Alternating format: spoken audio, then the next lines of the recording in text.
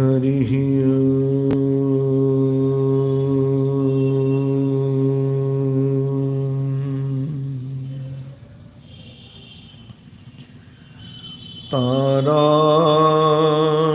तारानायक शेखराय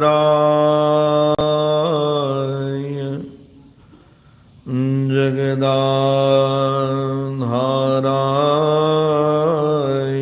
धाराधर छायाधारक कंधराय गिरिजा संगैक श्रृंगारिणे नद्य शेखरिणे दृशातिलकिने नारायणे नास्त्रिणे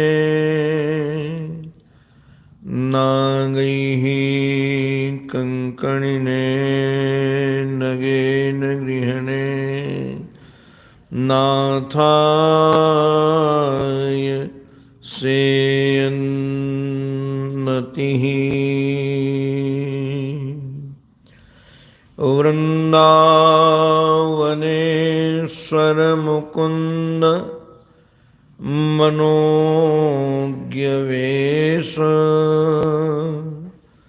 बंसी विभूषितकराम्बुज पद्मनेत्र विश्वेशकेशव ब्रजोत्सव भक्तिवश्य देवेश पाण्डवपते मम देहि दास्यम् यः स्वानुभावमखिल श्रुतिसारमेकम् अध्यात्मदीपमतितितीरशतां तमोन्धम् संसारिणां करुणयाः पुराणगुह्यम् तं व्याससूनुमुपयामि गुरुं मुनीनाम्।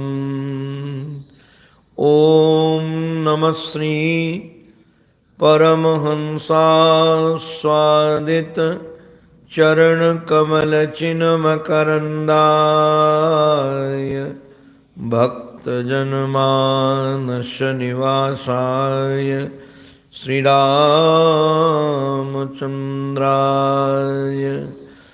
गुरुर्ब्रह्मा गुरुर्विष्णुः गुरुर्देवो महेश्वरः गुरुः साक्षात् परब्रह्म तस्मै श्री गुरवे नमः तस्मै श्री गुरवे नमः। श्रीमन्नारायण नारायण नारायण श्री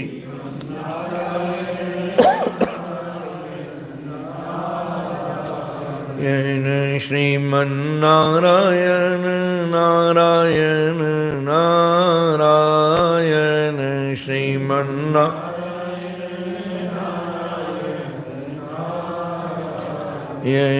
श्रीमन्नारायण नारायण नारायण श्रीमन्नारायण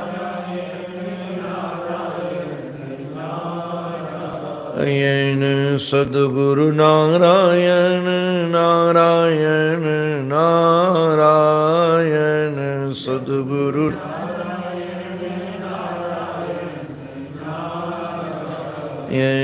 सद्गुरु नारायण नारायण नारायण सद्गुरु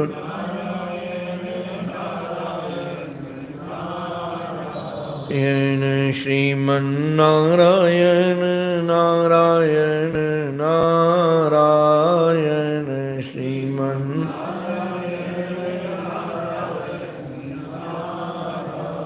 येन श्रीमन्नारायण नारायण नारायण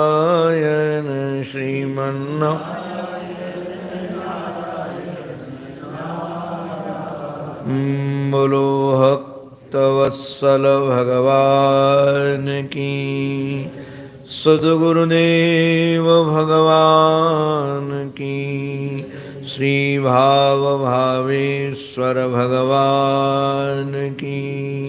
नमः पार्वती पतये हर हर महादेव, हर हर महादेव, हर हर महादेव। जीवन सर्वस्व आराध्य श्री महाराज श्री के युगल पावन पवित्र चरणारविंदों में साष्टांग प्रणिपात। परमादरणीय पूज्य डॉक्टर स्वामी जी महाराज के श्री चरणों में बारंबार प्रणिपात। पूज्य श्री सेवानंद जी महाराज, पूज्य श्री संत वृंद, विद्वत वृंद, भूदेव वृंद, भगवान की कथा से अनुराग रखने वाले भक्त वृंद एवं मातृशक्ति, हमारे नंदनंदन यशोदानंदन जैसा वक्ता भूतो न भविष्यति। रास पंचाध्यायी में गोपांगनाओं ने जब गोविंद की ओर यात्रा की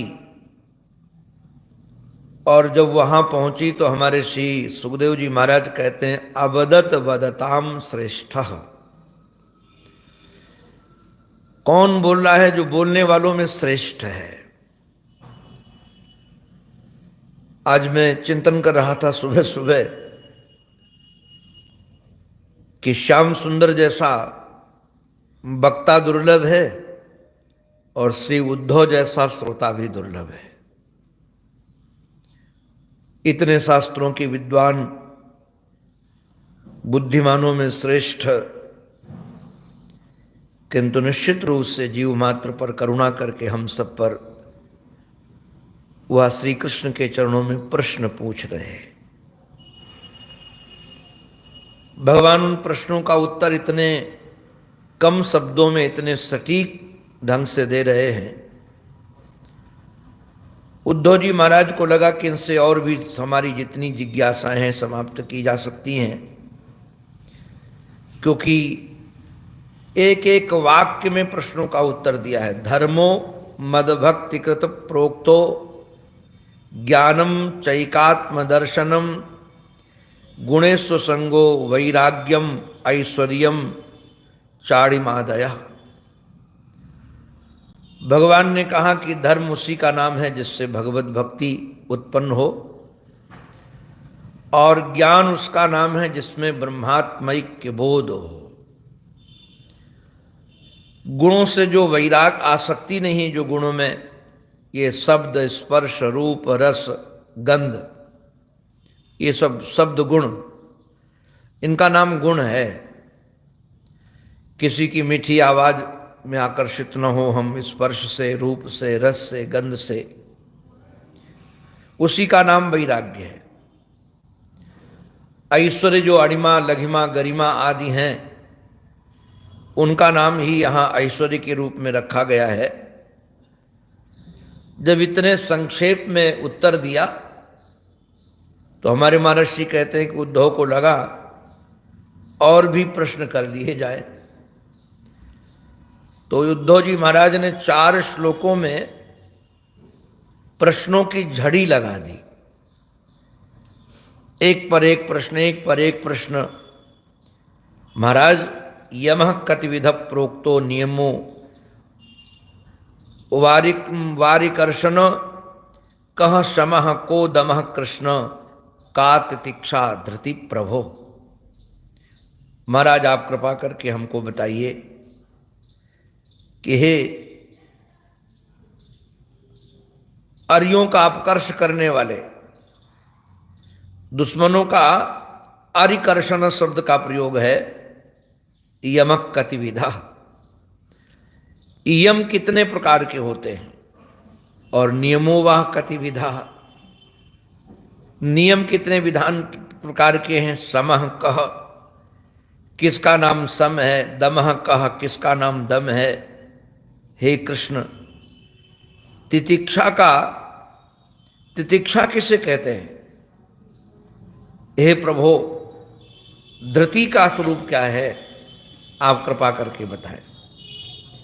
किम दानम, दान किसे कहते हैं। तपः किम, तप किसका नाम है। शौर्य किसका नाम है। सत्य किसका नाम है। ऋत किसे कहते हैं। त्याग किसे कहते हैं।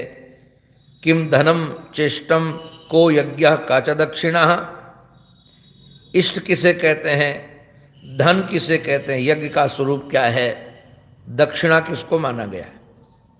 किम दानम, किम तपस्सौर्यम, किम सत्यम ऋतमुच्यते, कह त्यागः, किम धनचेष्टम को यज्ञ का च दक्षिणा। महाराज, पुंसः किंस्त्विबलम धीमन भगो लाभश्च केशव। हे प्रभु, आप कृपा करके बताइए श्रीमान जी कि बल किसका नाम है। किम हमारा धन किसका नाम है। भग किसको कहते हैं और ह्री का विद्या किसे कहते हैं।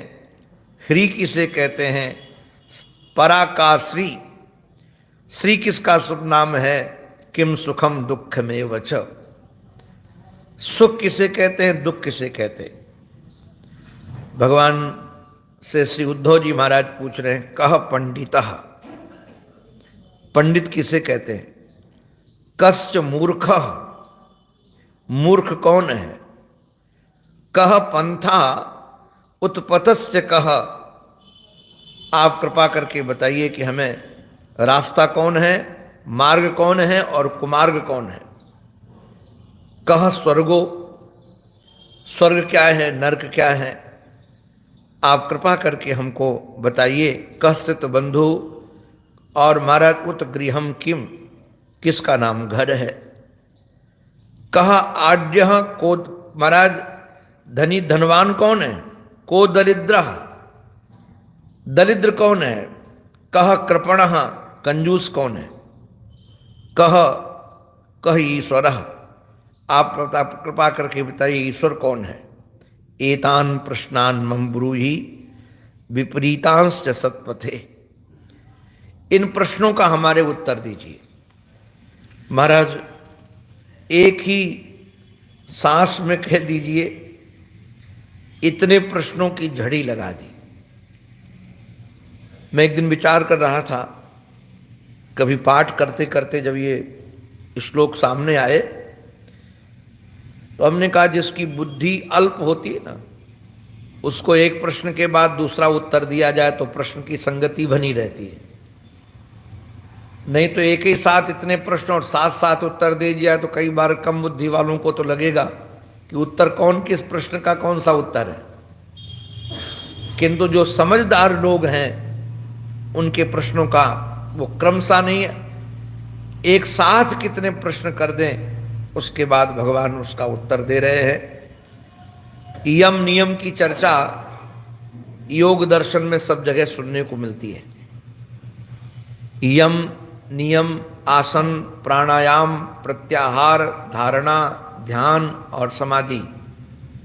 भागवत में इसकी चर्चा तृतीय स्कंद में हो आई है, किंतु जहाँ यम नियम की चर्चा की गई है तो यम भी 5 प्रकार के माने गए और नियम भी 5 प्रकार के। किंतु हमारे श्याम सुंदर ने यहाँ जो महाराज यम और नियम दोनों को 12-12 प्रकार का माना है। यहाँ 5-5 प्रकार के नहीं, एकादश स्कंद में 12-12 प्रकार के। अच्छा, ये यम नियम की आवश्यकता क्या है, यम नियम की साधन में चर्चा क्यों की जाती है। यदि हमारे जीवन में यम नियम नहीं है तो हमारा निश्चित रूप से अंतःकरण पवित्र नहीं हो सकता है, और यदि अंतःकरण पवित्र नहीं हो सकता है तो परमात्मा का दर्शन नहीं हो सकता है, और यदि परमात्मा का दर्शन नहीं हो सकता है तो हम सदा सुखी नहीं रह सकते। यदि शाश्वत सुख की प्राप्ति करनी है तो निश्चित रूप से अपने जीवन में यम नियम की स्थापना आवश्यक है। अगर भगवान की ओर बढ़ना, जमानी जमा खर्चा करने से काम तो बनने वाला है नहीं कि सब जगह भगवान है, भगवत दर्शन करो। अरे भाई, सब जगह भगवान है ये बात तो ठीक है, भगवत दर्शन करो ये भी ठीक है, किंतु ये सर्वत्र भगवत दर्शन होगा कैसे। हमारे मन के विपरीत थोड़ा भी आचरण हो जाता है तो भगवान को क्या, हमको शैतान दिखने लगता है। हमने तो अनुभव किया है, गुरुजनों के प्रति जो भगवत भाव है, यदि वहाँ भी स्वार्थ की पूर्ति न हो तो वो भी भगवत भाव बाधित हो जाता है। जगत के प्रति तो भगवत भाव बाधित हो जाए तो बहुत सामान्य बात है, किंतु ये निश्चित रूप से हमारे जीवन में जितना बड़ा लक्ष्य मैंने निवेदन किया उतनी बड़ी सावधानी की आवश्यकता है। हमारे जीवन में अहिंसा की स्थापना हो। ये जो 12 गिना रहे हैं भगवान, अहिंसा, सत्यमस्तेय, असंगो व्रिय संचयः, आस्तिक्यम, ब्रह्मचर्यम च, मौनम, स्थैर्यम, क्षमा, भयम। हमारे जीवन में ये आवश्यकता है जीवन में कि हमारे जीवन में अहिंसा की स्थापना हो।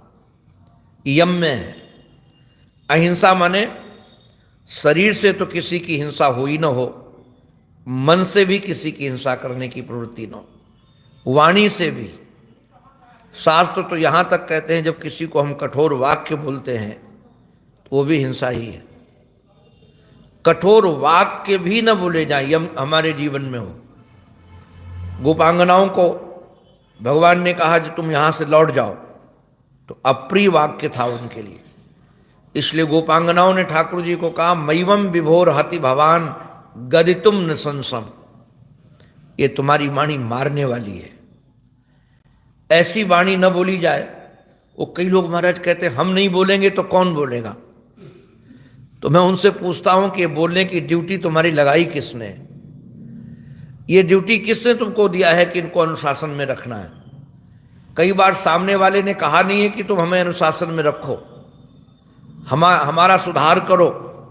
सामने वाला कह नहीं रहा है कि हमारा सुधार करो, और हमको सुधार करने की ड्यूटी मिली नहीं है। कोई हम अध्यापक नहीं है, कोई हम समाज सुधारक नहीं है, न कुछ दुनिया का हमें सुधार करना है। किंतु कई बार लोग कहते हैं, हमको लगता है कि बिल्कुल अपने साथ ठग दिया है। भाषा ऐसी प्रयोग किया जाए कि जिसमें हिंसा न हो, कठोर वाक्य न हो। इसलिए भगवान कह रहे हैं कि अपने जीवन में यह बात निष्ठापित कर लेनी चाहिए निश्चित रूप से कि हमारे जीवन में किसी प्रकार की हिंसा न हो। और मैं निवेदन करूं, ये जो हिंसा है, पुराणों का अध्ययन करके एक निवेदन करना चाहता हूं, बड़े बड़े राजा महाराजा जितने नष्ट भ्रष्ट हुए हिंसा के कारण हुए। मैं एक दिन बहुत खोज रहा था, बालकांड का पाठ करते करते, चारों तरफ से इधर उधर की प्रताप भानु का पतन क्यों हुआ, बहुत विचार किया। इतने निष्काम यज्ञ करने वाला, इतना धार्मिक, और उसका पतन का कारण क्या हुआ। ब्राह्मणों का सम्मान करने वाला, सब उसके जीवन में विशेषता थी, माता पिता का सम्मान करने वाला, किंतु निष्काम यज्ञ करने वाला, उसके पतन का यदि कोई कारण है तो हिंसा ही पतन का कारण है। यदि वो शिकार खेलने न गया होता तो निश्चित रूप से दंभ मुनि से वो दंभ मुनि का शिकार नहीं होता। राजाधिराज श्री दशरथ जी जैसे महापुरुष, आप कभी विचार कीजिएगा, जिनके पुत्र परमात्मा बन करके आए और उनका जो मरण हुआ वह पुत्र शोक में हुआ, वो भी हिंसा ही उसके मूल में है। अगर वह शिकारी नहीं होते तो भ्रांति से श्रवण कुमार का शिकार नहीं करते। यदि भ्रांति से श्रवण कुमार का शिकार नहीं करते तो निश्चित रूप से उनको श्रवण कुमार के माता पिता का श्राप नहीं लगता, और श्राप नहीं लगता तो कम से कम भगवान राम को राजगद्दी पर बैठते हुए देख तो लेते, उनके राज्य में अपने को सुखी तो मान लेते, किंतु ये निश्चित रूप से उनके जीवन में हिंसा का ही प्रभाव था। देवी भागवत में बड़े विस्तार से वर्णन है। हरिश्चंद्र जैसा राजा, हरिश्चंद्र जैसा राजा, वो भी हिंसा के कारण ही उसकी दुर्गति हुई, और जिनके कारण हमको श्रीमद् भागवत महापुराण मिली है वो कोई सामान्य पुरुषार्थी नहीं थे। राजर्षि परीक्षित काल पर भी निग्रह करने का सामर्थ्य रखते थे। ये काल पर निग्रह करना सबके बस का नहीं है। काल पर भी, कलयुग को भी उन्होंने अनुशासित किया था, ये काल पर विजय है, किंतु तब भी वो शिकार हो गए क्योंकि हिंसा की प्रवृत्ति हुई। तो जब लौकिक जगत में भी हम हिंसा के कारण पतन में जाते हैं तो अलौकिक जगत में तो निश्चित रूप से, अध्यात्म का जगत तो अलौकिक जगत है, ये लौकिक जगत नहीं है। अध्यात्म का पथिक निश्चित रूप से अलौकिक होता है। मैं तो कई बार साधकों को कहता हूं कि तुम सामान्य नहीं हो, तुम बिल्कुल अलौकिक हो, क्योंकि अलौकिक व्यक्ति ही अलौकिक की खोज में निकलेगा। तो साधना पथ तो निश्चित रूप से उत्कर्ष पथ है, और इस उत्कर्ष पथ में यदि यम की स्थापना नहीं होगी तो फिर यमराज के यहाँ जाने से कोई रोक नहीं पाएगा। यमराज के यहाँ जाने से बचना हो तो अपने जीवन में यम की स्थापना हो, नियम की स्थापना हो। तो यम की स्थापना में सबसे पहले यम में भगवान जिनका महाराज नाम रखते हैं वह निश्चित रूप से अहिंसा का ही स्थान रखते हैं। हमारे जीवन में अहिंसा की स्थापना हो, हमारी क्रिया में, हमारी वाणी में निश्चित रूप से हिंसा का प्रवेश न हो जाए, हमारी विचारधारा में कहीं हिंसा का प्रवेश न हो जाए, या हमें निश्चित रूप से बहुत सजग होकर के और प्रयास पूर्वक, ऐसे नहीं कि प्रमाद पूर्वक, प्रयास पूर्वक ही उसमें लगना चाहिए, सजग होकर के निरीक्षण करके कि हमारे वाणी में निश्चित रूप से हिंसा तो नहीं आ गई है। इसलिए भगवान वर्णन कर रहे हैं कि व्यक्ति के जीवन में अहिंसा की स्थापना हो। यदि अहिंसा की स्थापना होगी तभी हमारे जीवन में हम यम के दरवाजे से जाने से बच सकेंगे। अहिंसा अस्तेय, निश्चित रूप से हमारे यहाँ चोरी न करना, ये जो चोरी न करना है ये भी यम के अंदर ही है। चोरी न करना, यदि चोरी में प्रवृत्ति होती है, अहिंसा सत्य, अहिंसा के बाद यहाँ सत्य का वर्णन है। महर्षि ने ये सत्य की व्याख्या करते हुए कहा कि अपनी जानकारी में, अपनी जानकारी में, जो हमारी जानकारी है, हमारी जानकारी पर हम कभी झूठ न बोलें, भले ही मौन हो जाए। वो देवी भागवत में एक बड़ी रसीली कथा है। रसीली कथा ये है कि एक विद्वान को संतान नहीं हो रही थी, देवी भागवत में वर्णन है। उन्होंने संतान प्राप्ति के लिए कुछ ब्राह्मणों को किया और यज्ञ किया संतान प्राप्ति के लिए। तो जो ब्राह्मणों, स्वयं विद्वान थे, तो जो ब्राह्मणों का वर्ण किया उसमें एक विद्वान ऐसे आ गए जिनके दांत टूटे हुए थे, दांत थे नहीं। अब दांत के अभाव में उच्चारण ठीक नहीं होता था, क्योंकि लितुलसानाम दंतः, अब जो ता, था, दा, धा इन अक्षरों का उच्चारण करना हो तो दांत चाहिए, क्योंकि ता जब बोला जाता है तो दांत में ही जा करके जीभ सटती है। तो जब उच्चारण करते थे वेद का तो श्वास निकल जाती, सही उच्चारण नहीं होता था। तो विद्वान को बहुत क्रोध आया, और क्रोध आकर के कहा कि तूने लोभ के लिए हमारे यज्ञ में वर्ण करा लिया, तूने ठीक नहीं किया, और उसको बहुत अपमानित किया। तो अपमानित जैसे किया तो तुरंत वो भी क्रोध में आ गए ब्राह्मण, और क्रोध में आकर के कहा कि तू मेरा अपमान कर रहा है, और पुत्र तो तेरे को होगा किंतु महामूर्ख होगा, पुत्र होगा किंतु महामूर्ख होगा। अब जब वो ब्राह्मण का क्रोध शांत हुआ तो चरण पकड़ करके कहा कि माफ करो। तो कहा अच्छा जाओ, 12 वर्ष तक तो मूर्ख रहेगा, उसके बाद कुछ 14 से कहा कि इतने वर्ष के बाद फिर ठीक हो जाएगा भगवती की कृपा से। संयोग से उसका नाम सत्यव्रत ही रखा। बालक तो हुआ किंतु महामूर्ख, पिता कुछ सिखाना चाहते थे, कुछ सीखता नहीं था। तो उनको लगा कि पुत्र भले न हो किंतु महामूर्ख तो न हो, तो क्रोध में आकर उन्होंने अपने पुत्र का ही त्याग कर दिया, भगा दिया घर से। छोटा सा बच्चा भाग करके निकल गया, नदी किनारे जाकर के वो बैठ गया। कहानी बड़ी लंबी है। 12 वर्ष तक किसी से बोला ही नहीं, मौन रहता था, न सत्य न असत्य कुछ भी नहीं। 12 वर्ष के बाद भगवान की कृपा कुछ ऐसी हुई कि एक शिकारी ने एक सुअर का शिकार किया, और सुअर लहू लुहान रक्त बहाता हुआ जहां जिस वृक्ष के नीचे बैठा था वहीं से गुजर गया। उसकी दशा देख करके इसको इतनी पीड़ा हुई।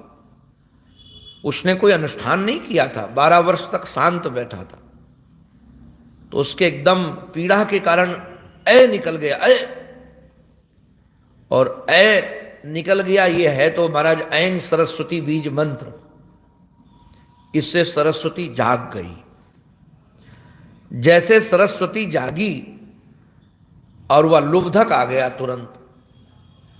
लुब्धक ने आकर के कहा कि आप सत्यव्रत हो, आप जीवन में कभी बोलते नहीं हो, आप बोलो हमारा शिकार यहां से गया है क्या?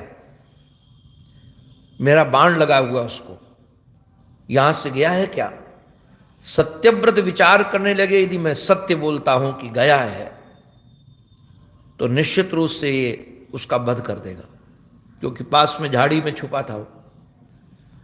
और यदि मैं कहता हूं कि यह नहीं गया है या मैंने देखा नहीं है तो हमारा सत्य का व्रत नष्ट हो जाएगा। तो तुरंत उन्होंने, सरस्वती जागृत हो गई थी, ये बोले यो ब्रूते, जो बोलता है उसने देखा नहीं है, और जो देख रहा है वो बोलता नहीं है। अर्थात आंखें देखती हैं तो बोलती नहीं है, और जीभ जो बोलती है उसने देखा नहीं है। अब ये बात उसको लुब्धक को तो समझ में आई नहीं। वो सोचा पता नहीं क्या बोल रहे हैं, वो निकल गया, उसका बच गया। ये मैंने कहानी इसलिए आपको सुनाई, कई बार ऐसा लगता है कि हम सत्य वक्ता बनेंगे।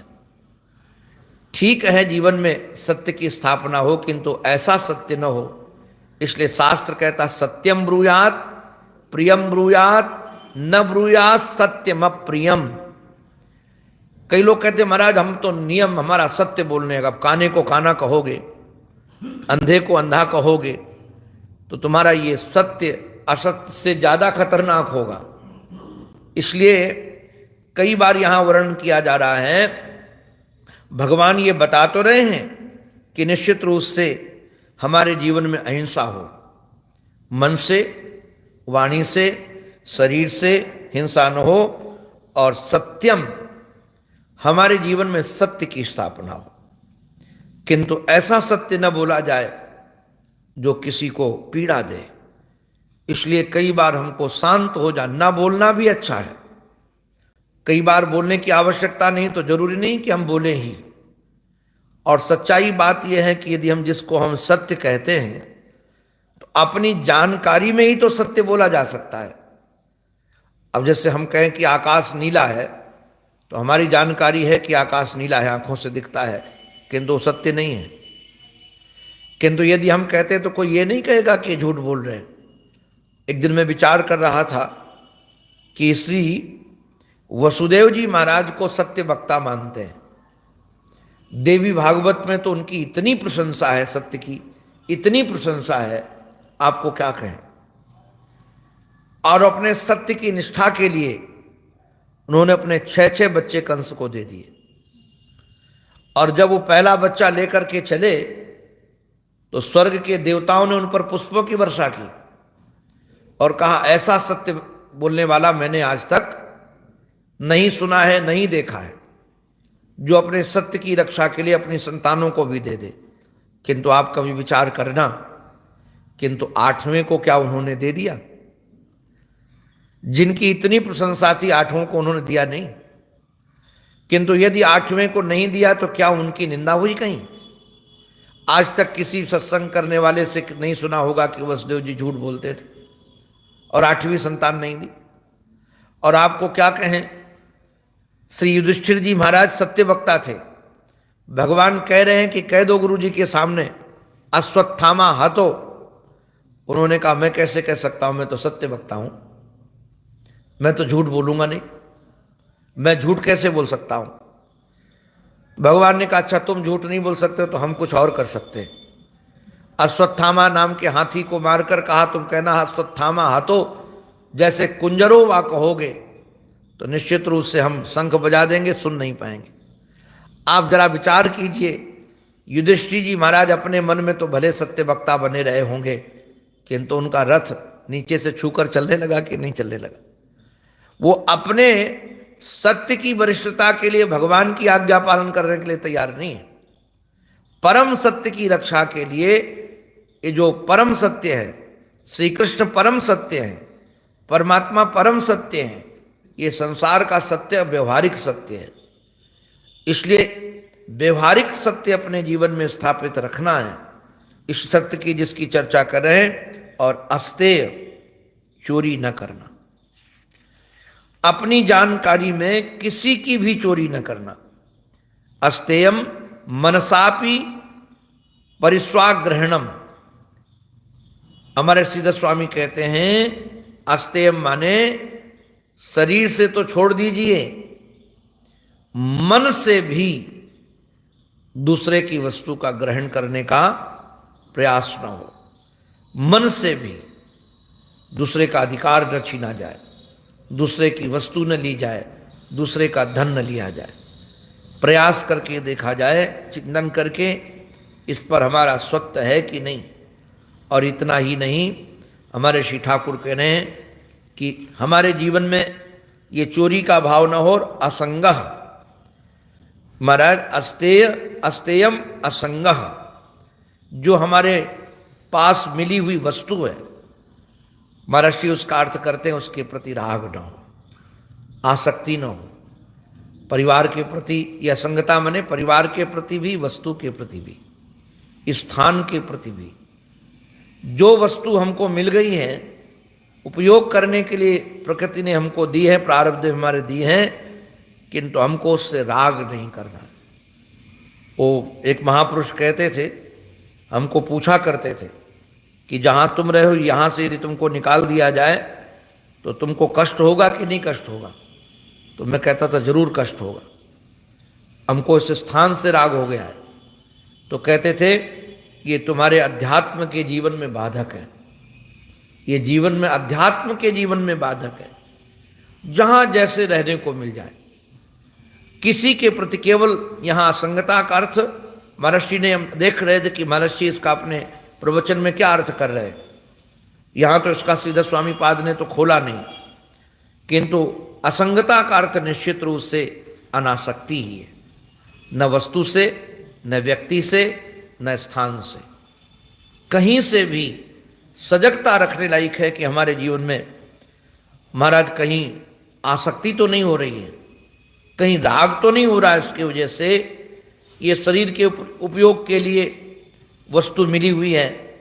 और उन्होंने कहा कि अधर्म के प्रति लज्जा भी, कोई काम करें, ये देखो ध्यान रखना, लज्जा हमको अधर्म से बचा लेती है, इसलिए लज्जा भी होना चाहिए। और इतना ही नहीं, ये कह रहे हैं असंचय, हमारे जीवन में संग्रह भी ना हो। ये संग्रही भी हमको चौकीदार बनाता है जी। ये जितने संग्रही व्यक्ति हैं वो चौकीदार बन जाते हैं। महाराज, संग्रह का अभाव हो, जो अपने को मिल जाए, जब तक आवश्यक है ठीक है, आवश्यकता की पूर्ति हुई तो किसी दूसरे को दे दो। हम तो महाराज देखें, संग्रह की प्रवृत्ति तो ऐसी बढ़ती है, ऐसी। अच्छा, जैसे जैसे उम्र बढ़ती है ना, आपको क्या बताएं, दवाई की शीशी नहीं छोड़ पाते हम लोग। वो दवा होती, दवा की शीशी, बोले ये भी काम आएगी। हम तो कई बार देखते हैं, कोई अच्छी डब्बी आती है ना दवा की, दवा खाली हो गए तो उसको हटा दो, बोले बाद में रखने के काम आएगी। ये भी रख लो, ये भी रख लो, ये भी रख लो।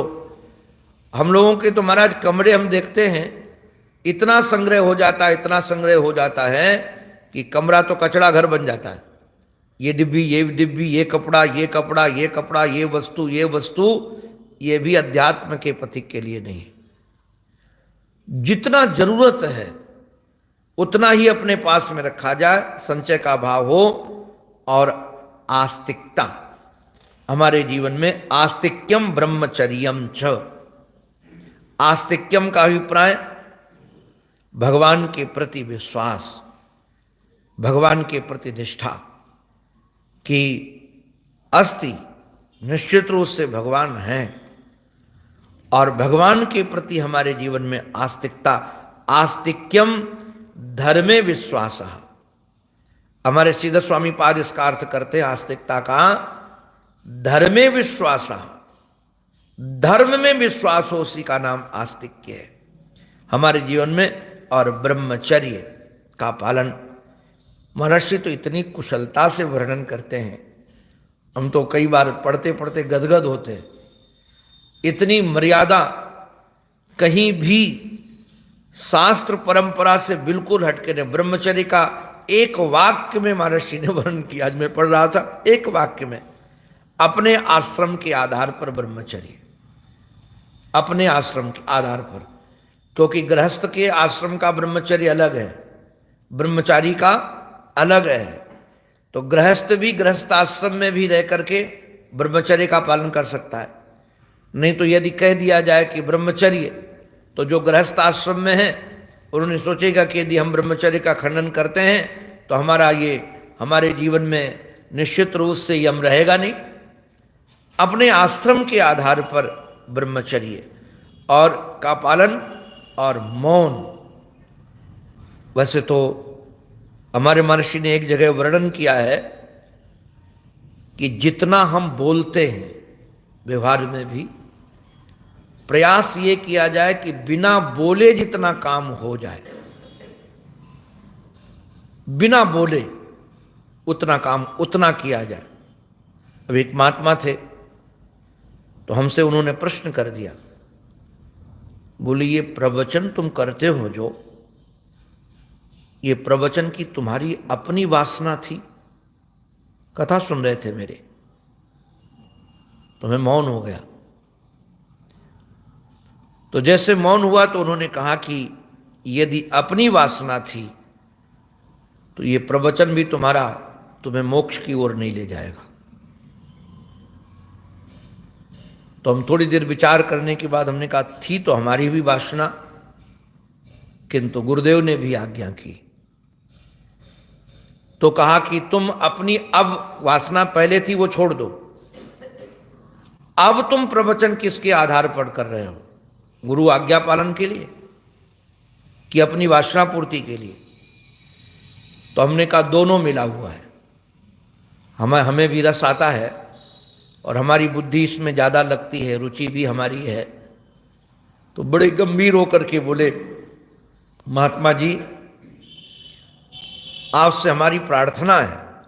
बोले महात्मा जी आपसे हमारी प्रार्थना है, आप प्रवचन गुरु आज्ञा मानकर ही करो, नहीं तो ये प्रवचन तुमको किसने ड्यूटी दी है?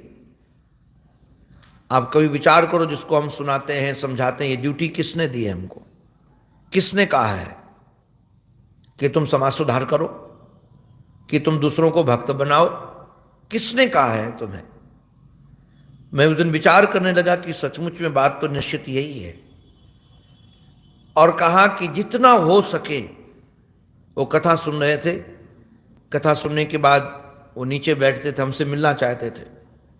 कथा के बाद मैं चला जाता था ऊपर, तो उनको ये बात कहनी इसलिए पड़ी कि 4 घंटे कथा कहने के बाद भी वहाँ फिर भीड़ इकट्ठी हो जाती थी और 1 घंटे फिर प्रश्नोत्तर चल जाते थे। तो बड़ी उम्र के महापुरुष थे, उनको लगा कि इसको अभी जवानी है, बाद में तकलीफ होगी, करुणा है उनकी। उन्होंने कहा कि अब मौन रहना भी सीखो, आकर के मौन हो जाया करो। तुमको लगता है कि लोगों से मिलना है तो मौन होकर के मिलो।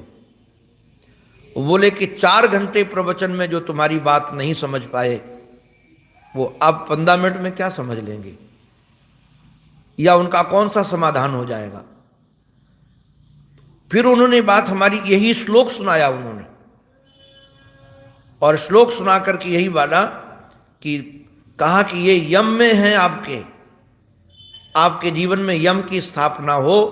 फिर बड़े प्रेम से, महापुरुष तो ऐसे होते हैं, हाथ जोड़ करके कहते हैं, बाबा पता नहीं दुनिया को तुम्हारी जरूरत है कि नहीं, हमको जरूरत है, हम सुनते हैं, तो आप स्वस्थ रहोगे तो हमको ये मीठी वाणी सुनने को मिलेगी। इतने प्रेम से अनुशासन किया उन्होंने। आज मैं श्लोक का जब चिंतन कर रहा था, अनावश्यक क्यों बोला जाए। ध्यान रखें कि हमको शास्त्र में अंतःकरण की पवित्रता का साधन मौन भी है, और बहुत सारे झगड़े तो महाराज, बहुत सारी अशांति तो हमारे मौन रहने में भी हो सकती है। अशांति से हम बच सकते हैं मौन रह करके। मौनम आस्तिक्यम ब्रह्मचर्यम च, मौनम स्थैर्यम क्षमा भयम। हमारे श्री ठाकुर कह रहे हैं कि हमारे जीवन में शांति भी हो, ब्रह्मचर्य हो, मौन का पालन हो, और स्थिरता भी हो। वो कहा कि चाल में स्थिरता हो, वाणी में स्थिरता हो। स्थिर व्यक्ति की चाल भी स्थिर होती है, वो चंचलता से, कहा कि पता चलता है कि एक महात्मा कहते थे, व्यक्ति की क्रियाओं से पता चलता है कि अंदर से अशांत है या शांत है। उसकी आंखें इधर उधर घूम रही, हाथ इधर उधर घूम रहे हैं, पैर इधर उधर घूम रहे हैं, कभी बाल में, कभी कपोल में, कभी नासिका में, कभी कान में हाथ बार बार जा रहा है, तो अभी आप अंदर से बहुत अशांत हो। आप एकदम शांत बैठ करके हाथ की क्रियाएं भी, शरीर की क्रियाएं भी, मन की भी क्रियाएं भी हमारे जीवन में स्थिरता लाएं, और चाहे कितना कोई बड़ा अपराधी क्यों ना हो, वो हम जज नहीं हैं। क्या हमें जज का दायित्व दिया गया है कि ये सही है कि गलत है। अपने जीवन में तो क्षमा धारण करें, चाहे जितना बड़ा कोई हानि कर बैठा हो। संसार में सबसे ज्यादा बड़ी यदि हानि है तो अपने अंतःकरण की अशांति ही सबसे बड़ी हानि है। इसलिए उस हानि को बचाने के लिए ये जगत की जो हानि है वो उतनी महत्वपूर्ण नहीं है। ये तो बनता बिगड़ता हुआ मामला है, और आज जो है कल बिगड़ेगा, जो आज बिगड़ा हुआ है कल बन जाएगा। इसलिए अपने अंतःकरण में क्षमा की आवश्यकता है। क्षमा, और निश्चित रूप से ये क्षमा भयम, क्षमा भयम का अभिप्राय, क्षमा अभयम, हमारे जीवन में अभय की स्थापना हो, किसी से भयभीत मत हो, न किसी को भय दो और न किसी से भयभीत हो। भगवान कह रहे हैं ये पूरे के पूरे 12 हैं जी, ये महाराज 12 इनका नाम यम है। और यदि हमारे जीवन में यम की स्थापना हो जाए तो निश्चित रूप से फिर हमारे समीप यम तो नहीं आएगा। यम से बचने के लिए यम की स्थापना, बाद में भगवान 12 ही नियम बता रहे हैं, तो ये यम और नियम दोनों को मिलाकर भगवान कुछ कहेंगे कि यम और नियम दोनों कल्प वृक्ष हैं। यम और नियम दोनों कल्प वृक्ष हैं, आपकी कामना पूर्ति करने वाले हैं। इसलिए हमारे जीवन में यम और नियम की स्थापना हो। नियम कौन कौन से हैं उनकी चर्चा हम क्रमशः करेंगे। अंत में अपने आराध्य के पावन चरणों में हमारी यही प्रार्थना, हमारी मति, हमारी रति, हमारी गति एकमात्र आराध्य के चरणों में बनी रहे। इसी प्रार्थना के साथ ये उनकी वाणी उन्हीं के पावन पवित्र चरणारविंदों में समर्पित। बोलो भक्तवत्सल भगवान की, सद्गुरुदेव भगवान की, श्री नृत्य गोपाल भगवान की, श्री राधा गोपाल भगवान की, श्री गिरधर गोपाल भगवान की। जय जय श्री राधे, जय जय श्री राधे, जय जय श्री राधे।